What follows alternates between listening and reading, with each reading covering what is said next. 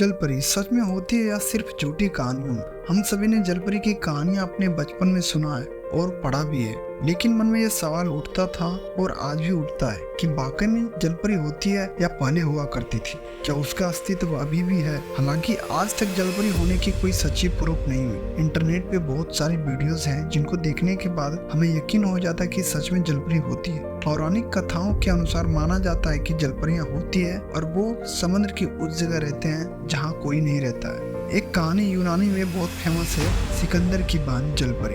इस कहानी के अनुसार माना जाता है कि यूनान के महान योद्धा सिकंदर की बान ने मरने के बाद जलपरी का रूप धारण कर लिया था और वह नाविकों से आते जाते अपने भाई के बारे में पूछा करती थी कि क्या उसका भाई जिंदा है। कहते हैं कि नाविक यदि यह जवाब देते थे कि हाँ भाई जिंदा है और इस दुनिया पर राज कर रहा है, तो वह पानी के वेग को शांत करके उसे जाने देती थी और कोई दूसरा जवाब देने पर समुद्र के तूफान लाकर जहाज को डुबा देती। इस बात को वैज्ञानिक भी कभी ठुकराया नहीं है। कई वैज्ञानिकों का यह भी मानना है कि हो सकता है कि जलपरी विकास के क्रम में संभावना है कि मनुष्य ने पानी में रहने के लिए भी अपने अंग को विकसित कर लिया हो और यह रूप जलपरी के रूप में सामने आया हो। हालांकि आज के युग में जलपरी का पृथ्वी पर कोई अस्तित्व नहीं है। और दूसरी एक और कहानी ग्रीक सभ्यता में बताया जाता है कि देवी अट्टागिटिस थी जो असाइरिन और रानी सिमरिस की माँ थी। देवी अट्टागिटिस एक चरवाहे से बेहद प्यार करती थी, पर ना चाहते हुए उसे उसको मारना पड़ा। इस बात में शर्मिंदा होकर उसने तालाब में छलांग लगा दी और एक मछली का रूप ले लिया, परंतु पानी भी उसकी सुंदरता को छिपा न सका।